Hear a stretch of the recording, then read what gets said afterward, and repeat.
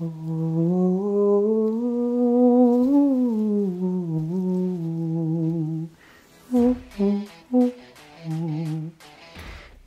on va parler aujourd'hui encore une fois de la voix. Toutes les vidéos que je fais concernent la voix, même si, comme tu peux l'avoir vu dans la vidéo précédente, je parlais du corps. Le corps est lié à la voix évidemment, et avec moi, tout est en lien avec la voix et tout arrive à la voix. Tous les chemins mènent à Rome, et bien tous les chemins de développement personnel mènent à la voix. Tous les chemins de guérison mènent à la voix. Tous les chemins de transformation mènent à la voix. Où la voix t'amène à te transformer, te guérir, etc., etc. Tu le prends dans le sens que tu veux. Aujourd'hui, j'aimerais partager avec toi quelque chose qui est assez classique, c'est le rapport qu'on a avec notre petite voix intérieure. La voix intérieure, en fait, elle se construit en fonction de ta vie, en fonction de ton éducation, en fonction de tes parents, du rapport que tu as avec eux, des relations que tu tisses quand tu es plus jeune avec tes copains, tes amis, etc., la famille. Et tout ça, ça crée, on va dire, un habillage, une toile sonore qui représente ta voix intérieure et qui va influer sur tes choix. Et généralement, une personne qui n'a pas trop confiance en elle, une personne qui a du mal à prendre la parole en public, une personne qui est timide, une personne qui, dans son couple, a du mal à prendre sa place, à se faire entendre, une personne qui fait toujours les mauvais choix, une personne qui est toujours dans le doute, une personne qui tergiverse entre la paire de chaussures bleues et la paire de chaussures rouges et ça dure 1 heure. On va dire toutes ces petites manifestations sont en lien avec le rapport que tu as avec ta voix intérieure. Moi j'aime bien dire que la voix intérieure c'est soit la voix du cœur, la voix intérieure que tu entends dans ta petite tête, soit c'est la voix de tes peurs. Que c'est toujours une sorte de dualité entre les deux dans le quotidien, avec tout ce que tu vis au quotidien, c'est les deux. Soit tu es dans les peurs, soit tu es dans le cœur. Et là où on est dans les peurs, on peut s'interroger, tu vois, pourquoi ces peurs elles sont là? Qu'est-ce qui fait que tu n'écoutes pas la voix du cœur, mais tu vas plus donner de l'importance à la voix de tes peurs.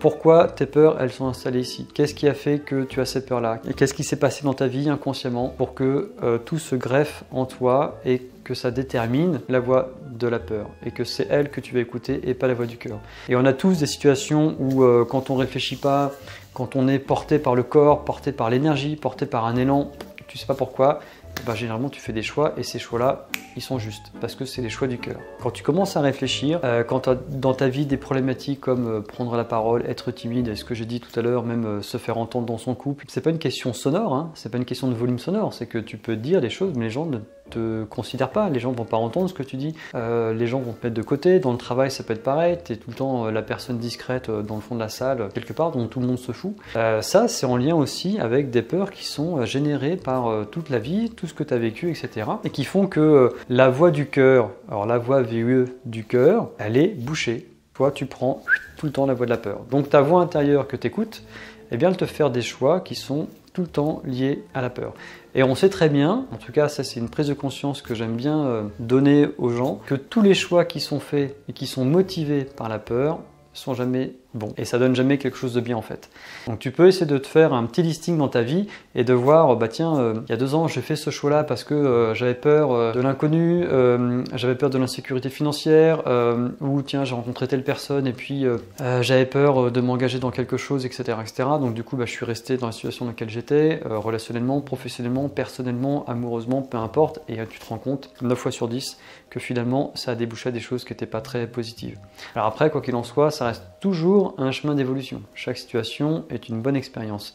Mais au fur et à mesure qu'on apprend à écouter sa voix du cœur et qu'on apprend à déblayer tout ce qui pollue cette voix VUE du cœur, eh bien les choix sont toujours justes. Et ça, c'est important de prendre conscience de ça parce que finalement, on est tous, mais alors tous, allez, on va dire à 70% dans la voie de la peur, tout le temps. On a un travail à faire sur nous, on doit dépouiller, enlever des couches de tout ce qui nous pollue en permanence, lié à notre histoire, à notre environnement, le milieu social. Eh bien, une fois qu'on a déblayé, qu'on a enlevé ces couches-là, on se reconnecte à ce qui est juste, c'est-à-dire le cœur. Et là, ton intuition, elle va se développer. Et les choix que tu vas faire dans tous les domaines de ta vie, ils seront de plus en plus justes, ils vont s'affiner. Et c'est comme ça qu'on est vraiment en accord avec sa voix VOX et que ta voix, elle te porte. Encore une fois, que tu sois timide, que tu aies peur de prendre la parole en public, qu'on ne t'entende pas dans le couple, dans ta vie, dans ton travail, que tu te sentes un petit peu exclu. Tout ça, c'est des conséquences parce qu'on n'écoute pas notre voix, parce qu'on a été complètement sclérosé et que finalement, on finit par s'éteindre. Et qu'est-ce qui fait qu'on s'éteint? Eh bien, c'est les actions. Et les actions et les choix qu'on fait ils sont nourris par la peur à 70%. Et quand on écoute le cœur, il y a des choses qui évoluent, il y a des choses qui se transforment et qui changent. Et pour écouter son cœur, eh bien ça s'apprend. Voilà. Donc si tu veux aller plus loin dans cette démarche-là, je suis disponible.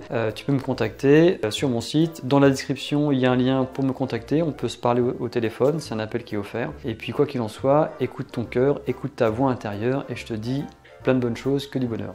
Ciao!